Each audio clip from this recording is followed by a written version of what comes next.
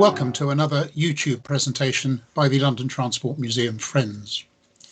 This time we are looking at the development of the TfL Overground network. Our speaker is Roger Blake. Roger is now a leading player in the campaign group Railfuture. For many years he was transport planner with the London Borough of Hackney. And in that capacity, Roger was closely involved with creating what has become the highly successful London Overground network. Roger's presentation will focus on the delivery of those first stages built around the extension of the East London line, but he will also describe later developments and future plans both for the Overground and for TfL Rail. Before I hand over to Roger, here's my usual reminder. If you're watching this talk during its premiere, then please put questions to Roger using the live chat function. If you're watching at a later date, then leave your comments, which we're always pleased to read and receive. So Roger, over to you. Well, good evening, ladies and gentlemen, and thank you, Barry, for that introduction. We meet this evening about a year after this talk was originally scheduled, when we would have been marking a different 10th anniversary from the one which we will take note of later on this evening. So my background is shown here, a quarter century working on a particular part of London Overground after a 30-year career with Hackney. And one might ask, after all this time, with so many talks given, books written, films made, what more can I possibly add to the story? I can only give you a personal account as it felt to me at the time, and of course there is the inevitable benefit of hindsight. I think it is appropriate on these occasions just to remember a few people who, dare I say, started the journey with us, but for whatever reason weren't able to complete it. And I've listed three here who particularly come to mind. Simon Dean, who tragically was taken from us before the project was anywhere near completed, and there is a plaque on a seat in his memory outside Hoxton Station. Dr. Keith Harhoff, who reminded us that this is more than just a transport project, the East London line extensions. It was actually an East London regeneration project which we needed to build a railway to help deliver. And also Redmond O'Neill, who played a pivotal part very much behind the scenes, and we believe lived just long enough to know that the first test train had run in the autumn of 2009. He was very close to the then Mayor of London, Ken Livingstone. A couple of perhaps unusual references. The history of the East London Line group, and forgive me if this does major on the East London Line, because that was most of my experience of developing TfL Overground. The group probably owes its existence to Transport Minister Roger Freeman, who, when being taken to see the Bishopsgate site, said, "If you want this railway, you're going to have to lobby for it." I think it's fair to say it was the first physical expansion of the network. The 20-year publication here is on the website of Jonathan Roberts Consulting. He was the independent advisor to the East London Line group for most of that 20-year period. And more recently, my local amenity society here in Hackney produced a book to mark its 50th anniversary, comprising 50 chapters by almost 50 different authors. And there is a chapter on the North London Line by the editor-in-chief, and another chapter by myself going round in circles, and that is still available. I came in after many had already been walking the path in 1990, 5 years into my time with Hackney. And this is a not very good reproduction of the first brochure from London Underground Limited. That in itself is interesting, because by the time we finished even the first phase of the project, we'd been through 4 different project sponsors with 5 different funding models. So that is just one dimension of the way we had to keep a steady nerve throughout all that time. The text is interesting, talking very confidently about introducing a parliamentary bill to authorise from East Dulwich to Highbury and Islington in November 1990. This leaflet was dated that August, and, quote, the extension could be finished by 1994, provided that the necessary bill receives the royal assent by spring of 1992. Well, by the spring of 1992, I think we were just in the early foothills of the new Transport and Works Act order processes. And 1994, we'd at least got as far as the first public inquiry, but that was just for the northern extension, and we did it all again for the southern extension. So in 1999, the East London Line Group, which was the stakeholder group of which Hackney was a founder member, kind of became the independent custodian of the vision to bring together various railways around inner London. And of course, the first brochure in mid-1999 was facing the prospect of Transport for London under the new Greater London Authority coming on the scene 12 months hence. And the consultations were interesting. If you look at the line diagram there of the destinations that had been originally planned, Finsbury Park in the north, going beyond Highbury and Islington to Willesden Junction, and going to, in the southwest, Wimbledon. Now, those places were important in the early days to help buttress the business case for doing more than just a self-contained little extension of a London Underground line. And in those days, we were already advocating the benefits, pointing out that £150 million investment, as it then was thought to be, in the infrastructure would support £1.5 billion worth of regeneration. And that was an economic regeneration message which we stuck to and proved so vital in maintaining the case. And of course, later that year, we had the Canada Water platforms open on the East London line, downstairs Jubilee line, obviously, a few months later, ready for the millennium. But I think throughout, it's interesting that we were always talking about the East London line extensions. We never talked about Shoreditch Dalston or Surrey Quays East Dulwich. We spoke about what the extensions actually were, where they went, what they were for, rather than just a geographic description of a couple of places that they linked up. So we move on to 2002, and here the regeneration, which is claimed to be supported, has gone up to 10 billion. A very convenient round figure, but one, interestingly, which was never challenged. Very widely quoted by politicians, senior people across the entire spectrum. And I think that is a mark of the credibility which the East London Line Group, as a single voice body of stakeholders, had developed by that time. It was, if you like, for some, the Guardian test. Well, if the East London Line Group say it, it must be true. The following year, 2003, of course, we tried to bring into play the Olympic dimension with the idea that a route round the eastern curve at Dalston would be useful.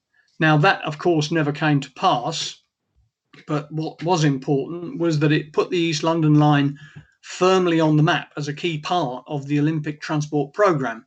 And, of course, let's not forget it was the transport side of the bid for London 2012, which initially was considered to be very weak.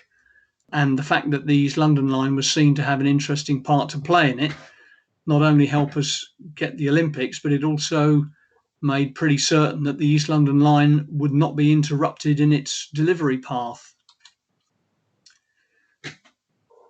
One of the things, of course, when we're messing about with the existing railway, trying to play tunes on it, is that we have to shut an awful lot of it in order to rebuild it and extend it.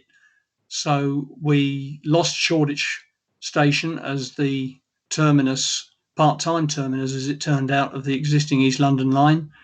The name carried forward to the new Shoreditch High Street Station, a name, incidentally, which was very much influenced by the requirements of the emergency services, who need an absolutely unambiguous definition of a place so that they don't go off to the wrong place. Remembering, of course, that after the Shoreditch Underground terminus closed, there was a third Shoreditch up on the viaduct by Old Street. No cause for confusion there. And of course, down in the Far East, we were losing the branch down to North Woolwich. Interesting to reflect, of course, how projects changed their approach, remembering the days when one idea was to extend the existing mainline North London line through under the River Thames to connect southwards. Well, we've done that subsequently, haven't we? But in a rather different way from the way it was anticipated then. And one of the other things that the East London Line Group found itself doing was not only advocating extensions, it was also, unbelievably, finding itself having to fight rearguard actions. We were actually needing to ensure that the East London Line project was not jeopardised by Crossrail, which in an original incarnation would have surfaced in the Allen Gardens area just by the old Shoreditch terminus. No interchange at Whitechapel planned then, as there is obviously now. And part of that was proposals for an interchange on the Bishopsgate goods yard site, Shoreditch High Street Station, with the Central Line. And again, projects change their nature, and there is really no justification for that now, given that we've got the interchange with Crossrail at Whitechapel. And there was the celebrated case of English Heritage spot listing Brunel's Tunnel the day before the contractors were due to go in for 6 months of work, and the closure ended up lasting for 3 years and costing so much that a former very senior person in LUL, now in the upper house, was querying why on earth they were spending so much money on a line which doesn't touch Zone 1. I don't think he regrets that investment now. And in the wings, we even had to ensure that Wapping and Rotherhithe stations survived, because they were coming under various serious question as well. So, the development of TfL Overground, born in 2006, with various announcements and the launch of the now celebrated orange branding. Those ex-Silverlink trains still running around on the Sussex coast. And moving into 2007, when attention has moved to reinforcing the case for the southern extension round to Clapham Junction. And of course, that had its own stories to tell around the really vigorous defence by some of the shuttle which used to run between London Bridge and Victoria. And we had a meeting with the originally sceptical hospitals at Denmark Hill, who were quite pleasantly surprised to see the way the East London Line extensions would expand their network, particularly for staff as well as visitors and outpatients. And then, given that I am spending far too much of my retirement with an organisation, campaigning group called Railfuture, Rail Watch is their house magazine, and here's the dramatic picture common to so many various viewpoints of the embodiment of the fact that the Overground was seriously developing. There's the link between the old, and the old Broad Street Viaduct across to the East London Line via the former Bishopsgate goods depot.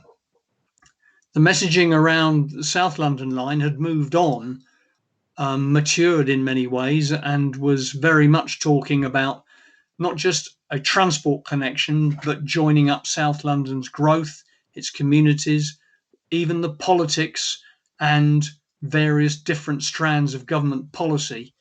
So it was an interesting example of the way the messaging developed, as did the project itself. And finally, November 2007, the actual launch under London's first mayor, and well and truly established and celebrated in Hackney. And again, a slightly poor reproduction of the back of that year's Christmas card. And the language here is interesting. We were on the tube map, a very, very long running campaign in Hackney, often claiming to be the only inner borough without a tube station, although Manor House is just inside. We wanted to be on the tube, and some might have thought we were settling for second best by being on the tube map. But when you look at the frequency of services we now have, both on the East London line and the North London line, there are many further out parts of the tube network which would envy such a service frequency. So we also have tube style services, and something very important to our mayor at the time, tube style trains. He was not patient with people who did not approve of the longitudinal seating in the Class 378s. He wanted what he regarded almost as his new train set to be as tube-like as possible. Meanwhile, over in West London, of course, not to be neglected, especially given the way the West London line has ballooned in its usage, a new station at Shepherd's Bush in 2008. So the closures continue because we are now in the foothills of preparations for the Olympics, London 2012. And we still see developments with the opening of the high-level platforms at West Ham. And over in the West, we have overground platforms at West Brompton in May 2009, followed that September with another new station at Imperial Wharf. So the Overground is developing all round London at this point. Moving on into summer 2009, a helicopter view of Hackney with the bridge over Shoreditch High Street, and really an illustration of the way this rebirth of an old railway is really beginning to make its mark on the urban landscape. So with more closures, more pain, more rail replacement buses, we finally get to 2010 and we are quite literally up and running. And we have the preview services just running between Dalston Junction and New Cross Gate in April, followed by the full service running through to West Croydon and Crystal Palace in May 2010. And being slightly greedy, we had two first trains. There was the first train, which was for a certain large personality, and then the rest of us went on the first passenger train. Whenever you see 152 and 154 in the Class 378s, you'll know which particular train you were on. So by the time we get to the opening of the first parts of the new railway, it's worthwhile taking a moment just to reflect on, if you like, the shoulders of previous giants on which we stand. One of the most notable, of course, being Mr. Brunel, or the Brunel father and son, actually, because without their tunnel, who knows what might or might not have happened with the London Overground, East London line extensions in particular. And, of course, moving on, we're connecting cultural communities as well. And it was gratifying to see that there was a lot of attention given to the various, for example, museums, which the East London line extensions opened up. Horniman in the south, Jeffrey Museum, right by Hoxton Station in the north. And then eventually, December 2012, after the Olympics, unfortunately, but nevertheless, we complete the circle. and we get round to Clapham Junction. The arguments about whether or not to save the London Bridge, London Victoria shuttle rapidly become a distant memory as people get used to an all day, every day, better, more frequent service. But that was by no means the end of it, because we then were building on success. Of course, the North London line used to run with 3-car trains. They were initially extended to 4-car and then needed to be extended to 5-car, simply to cater for the volumes of people who were travelling across London avoiding Zone 1. And that is about the limit of what the North London line and the East London line, certainly with Canada Water, can take, unless an enormous bullet is bitten later on to make the trains any longer. In the meantime, frequency increases are the way to cope with rising demand. Now, how this is going to play out in a post-COVID world, who can tell?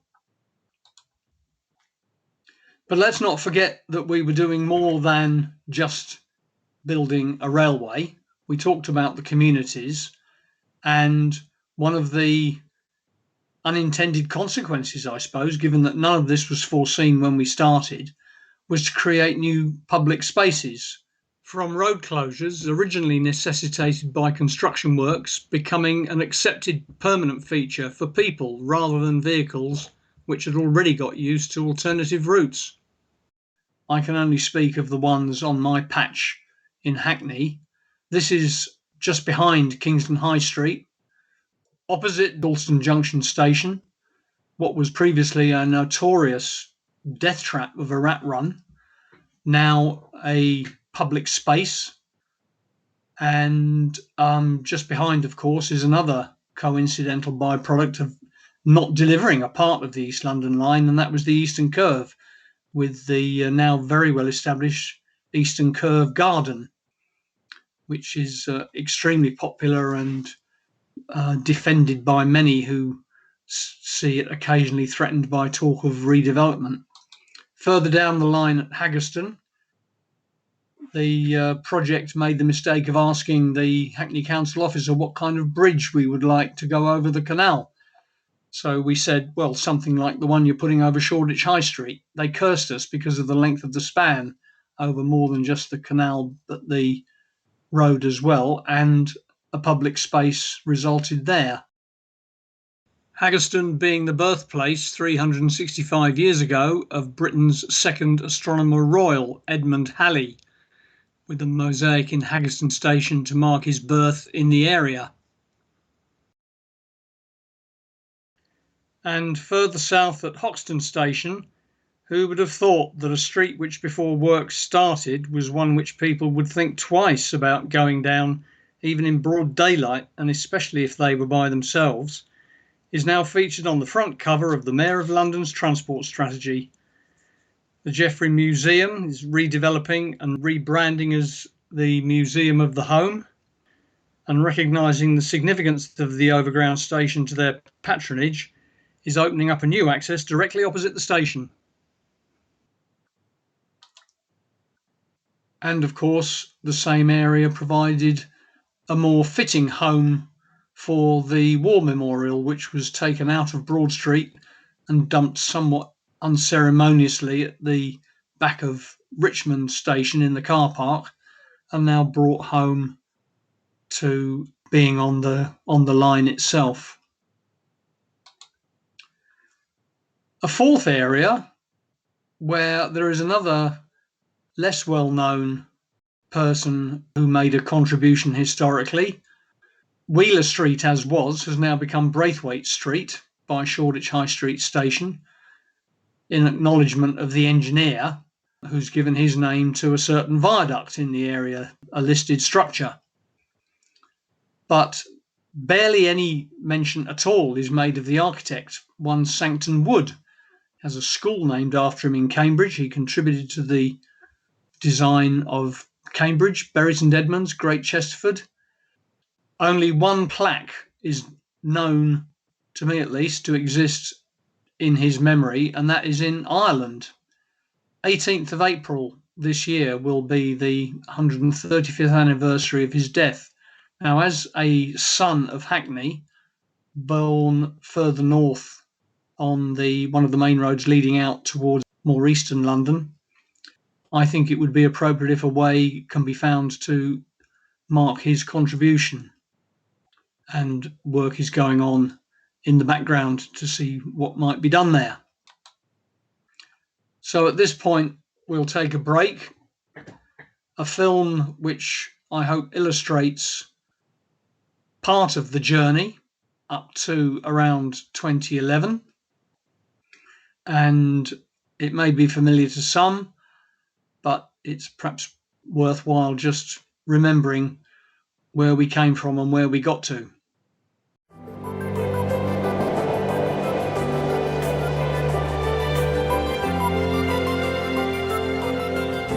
London Overground is a 21st century train service that offers advanced travel standards for the capital. It includes a major line extension programme in East London, bringing us a step closer to creating a new orbital railway around the capital. In November 2007, Transport for London took on the challenge of upgrading the following lines: Richmond to Stratford, Watford Junction to Euston, Clapham Junction to Willesden Junction and Gospel Oak to Barking, creating London Overground. This morning, the Mayor announced the beginning of London Overground. This marks the achievement of an enormous amount of hard work from both TfL and indeed its stakeholders. The improvements and rebuilds were scheduled over 4 years, between 2007 and 2011. The aim was to provide a modern, efficient service that would be fast, frequent, clean, safe and accessible. I think the immediate benefits will be the use of the Oyster card. Staff at every station. Access for the largest number of disabled people. It's a great day for London, a great day for transport in London. The East London line was closed in December 2007 to allow a major £1 billion extension programme to get underway, linking Dalston to New Cross, Crystal Palace and West Croydon. The existing Victorian lines had to be completely rebuilt with modern track, signalling and communications equipment, and work began on the construction of 4 new ultra-modern stations. Many other improvements followed hot on the heels of the early changes. All stations were deep cleaned to remove years of grime, graffiti and chewing gum. They were also smartened up with freshly painted walls, new style bench seating and new or repaired shelters. CCTV and new help points were installed, together with better lighting and signs, improving safety on the network. Existing rolling stock was cleaned up until new trains were introduced. Within 6 months of taking over the network, nearly 95% of trains were running on time, and our quarterly customer satisfaction rating had reached a new high of 75%. With the number of reported crimes falling and fare evasion running at less than 3%, the majority of stations were awarded secure station status by the British Transport Police. By 2009, the first of the new longer trains had been introduced across the network, an exciting milestone for both passengers, staff and the newly trained drivers. There has been a total £260 million investment into the new fleet of trains. These trains are fantastic because they've got big wide-through gangways. Passenger throughput, that's absolutely essential. And it's a very underground style but overground train. Designed with ease of passenger movement, comfort and security in mind, they include many important features. This is the London Overground service to Richmond. Passenger numbers increased from 33 million in 2008-2009 to 39 million in 2009-2010, excluding the East London route. Ahead of schedule, in April 2010, the first passengers made journeys on the East London line from Dalston Junction to New Cross and New Cross Gate. All I need to say from Transport for London is early and on budget. It will be a fantastic addition to the London transport system. I congratulate everybody in TfL who's been responsible for this. I have great pleasure in declaring this phenomenal new East London line open.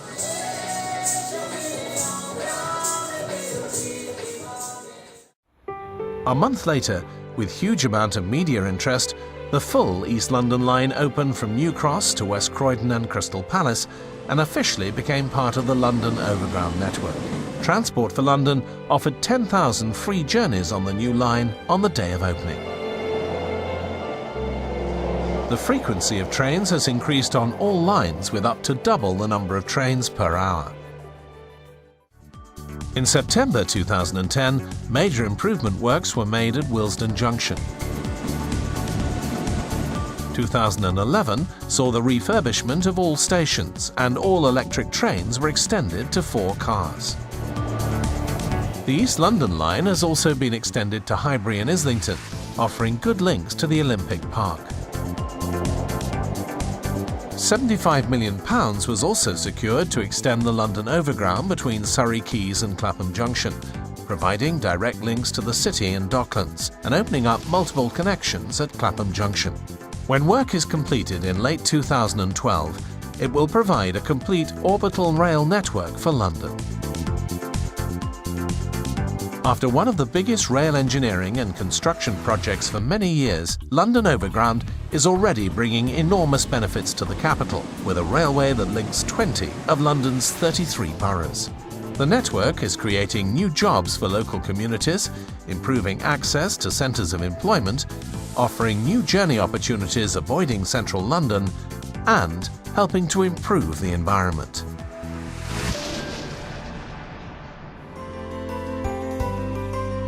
East London was previously not very connected, and it's taken a long time to get to places which geographically aren't that far. It will make a lot of difference to East London, especially job-wise. A lot of people create jobs for local people. I think it's going to completely alter people's perception of how to get around not only East London but how to access other parts of London as well. We are united, I think, in celebrating a titanic achievement by Transport for London.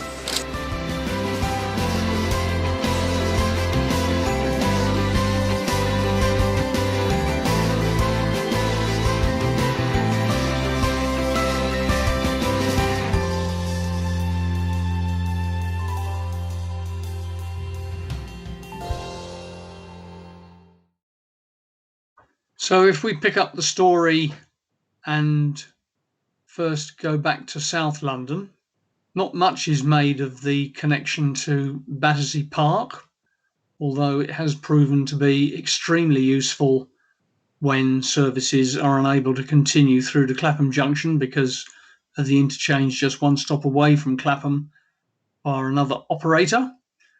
And we think about the places that were spoken of in the early days. We no longer go to Wimbledon. And of course, we still face demands with every justification for the Overground to serve Brixton. And there are various ways that have been suggested for that. It is extremely unlikely that a case can be made for doing something up on the viaduct because of expense, difficulty. There are other ways of perhaps achieving it if use, for example, if access could be achieved for the unused platform at the existing southeastern station. Further east, just off this map, what was originally called Deptford Park may eventually come forward as New Bermondsey as a station by Millwall Football Ground. So the Overground will continue to develop in various ways. So just over 5 years ago now, we had what I think is the first significant expansion of the Overground network by absorbing the West Anglia metro services, and the Great Eastern metro services transferred away from Greater Anglia to TfL at the same time as TfL Rail, pre-Crossrail Elizabeth Line services.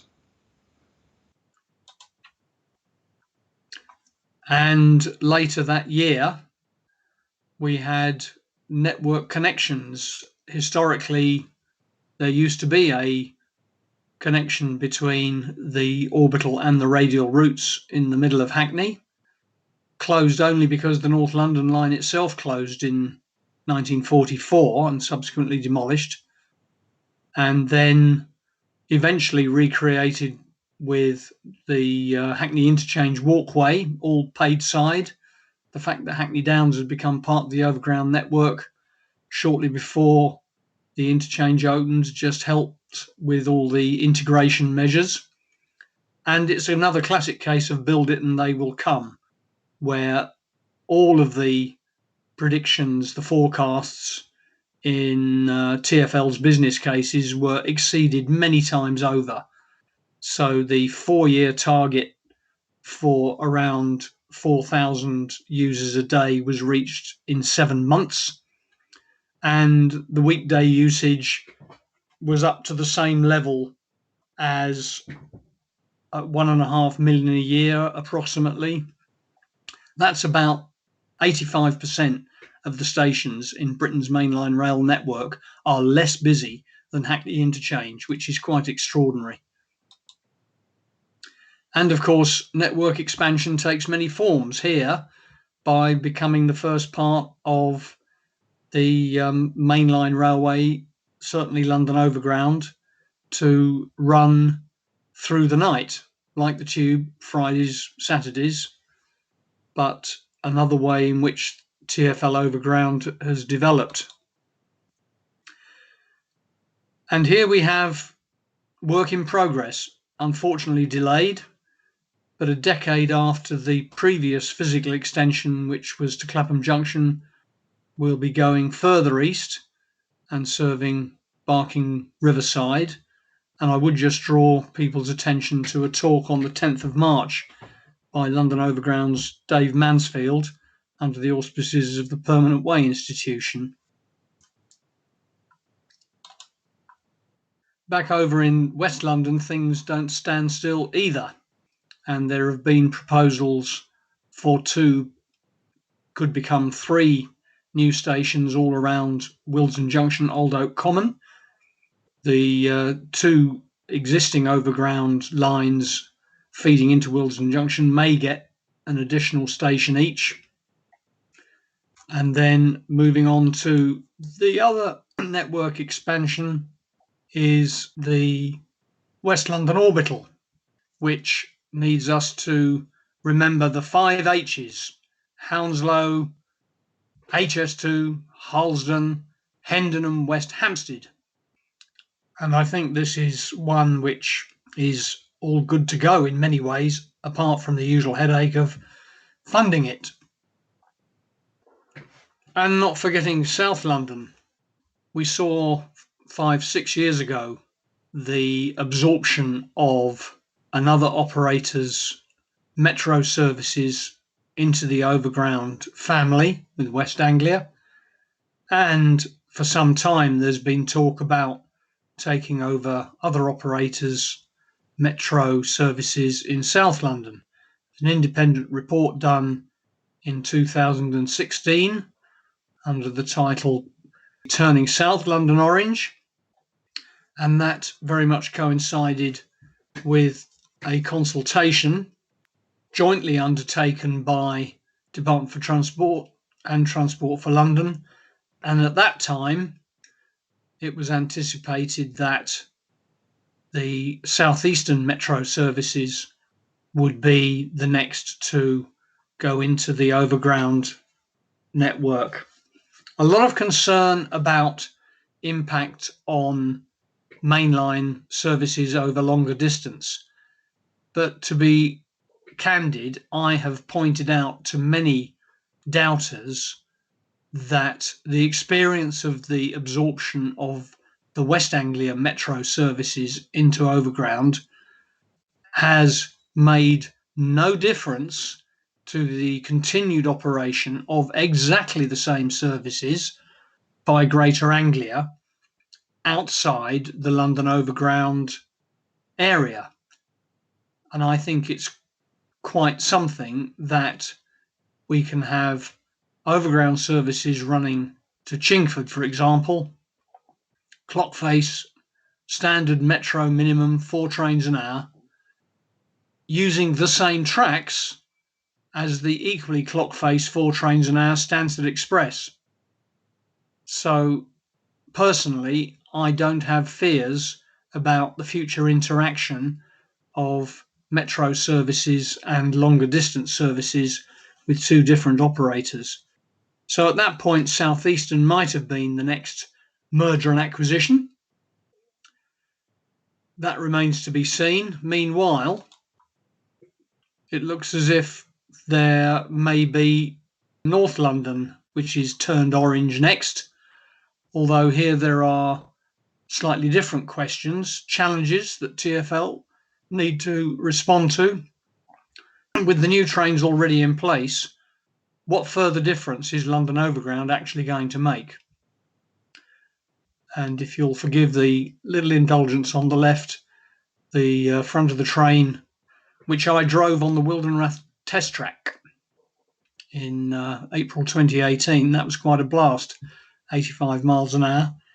But I think the other issue that this raises is that concept of the democratic deficit, the idea that Overground goes out into Hertfordshire, but questions about where Hertfordshire's representation is in the governance of those services. So we shall see what the next stages will be, but the development of TfL Overground will continue, no doubt. Thank you very much. Thank you, Roger, for that very informative talk.